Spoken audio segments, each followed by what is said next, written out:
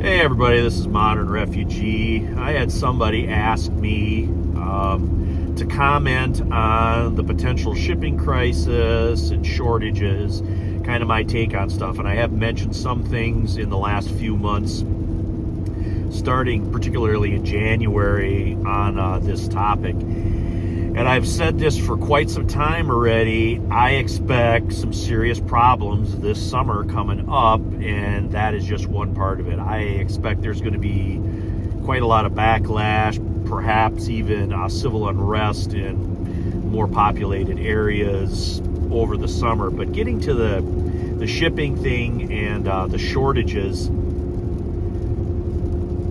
I have probably good five or six people that I know that are in, the retail game, and all the big retailers and even some of the medium-sized ones, the more regional ones, have been what they call front-loading. And what front-loading is they are expecting some kind of disruption or some kind of problem, so they tried to get as much stock in as they possibly could to get under the deadlines to avoid the tariffs or whatever. And there are certain things in particular that I'm very concerned about. And when you start talking about this stuff, just because something is produced domestically doesn't mean that it does not have some type of foreign parts in it. And I got this back in January from my lumber guy in particular. Just because the wood for plywood and OSB board and that stuff is produced domestically here in the States, like up here in the UP, there's a lot of logging and stuff. Just because that wood is made here or is produced here domestically for construction, the adhesive that holds all that stuff together is foreign sourced. So even though you have a domestic product, you might have a foreign part that's in that. Well, then that's going to affect the ability to manufacture that. It's going to affect the price. So there is so many moving parts in this. And that is, I guess, my biggest concern with what's going forward here is there's so many moving parts in how this is all going to work out yet. And another thing is steel, aluminum. You look at all the foodstuffs that even though the food might be whatever, the tomatoes are produced here, but the metal can that they're canned in, that might be foreign source. So you can see where this can affect everything from food to products to consumer products, spare parts, construction goods. I mean, this covers literally everything. And spare parts are one thing that I'm particularly concerned about, because anybody that's got a late model car that needs a spare part, all those parts are made in China, all of them. I mean, I was looking at putting a part into my old pickup truck that is well over 10 years old, and the domestically produced part was double from the made in Chinese one, and the mechanic didn't even want to mess around with the domestic part because it was too hard to find the domestic part. So all late model vehicle parts are more or less made overseas, and they're brought in here. So you can see, you got an older car and this goes on for a long time, people are their cars are just going to start breaking down. And with the price of vehicles now, how do you afford to go out and buy a new one? So you can see this is going to get progressively worse as things go on. And even if they reverse all these tariffs, you think those other countries are just going to get on board with us right away again and just say, oh, well, it was just a mistake, we forgot it or whatever? It's not going to work like that. There's going to be retaliation for several years, as far as I'm concerned, on this whole thing.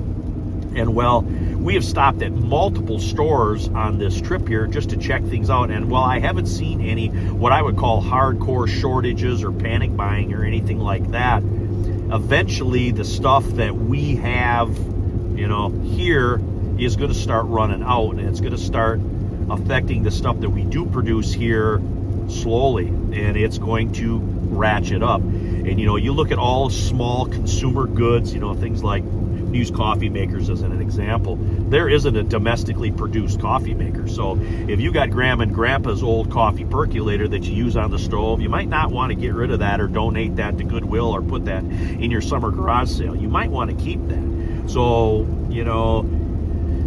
I don't know. I'm not clairvoyant enough to know, what I'm going to need over the next 5 years or whatever, but again, you should have backups for a lot of your critical systems. Just like the coffee maker example. If you like drinking coffee in the morning, you might want to have a backup way to make your coffee. And I don't see any of this going away anytime soon. And like I said, even if everything goes away tomorrow, it's changed the dynamic. And people aren't like they were years ago. They're not going to take things in stride. And then this gets back to the summer thing that I was telling you guys about. I see really the potential for problems this summer coming up. So even though I'm not seeing any shortages yet, but it covers everything. Everything has got foreign parts nowadays. Medication is another one, and they're talking about, I just seen an article this morning where they're talking about moving certain medication production back here to the United States. Well, why did they even outsource that to begin with? And I guess this is my big thing with all this, because this problem started 30 years ago with all the foreign stuff that's coming in here. There was a cabal of businessmen that decided they were going to move production of all this stuff overseas, and they didn't think that having all our stuff made by a country that really doesn't like us very much, they didn't think that that was at some point going to become a problem. So I'm not blaming people so much now as I am them people from 30 years ago, because I seen it firsthand, that I knew at some point that this was going to be a problem, whether it was going to pop up in my lifetime like it is now.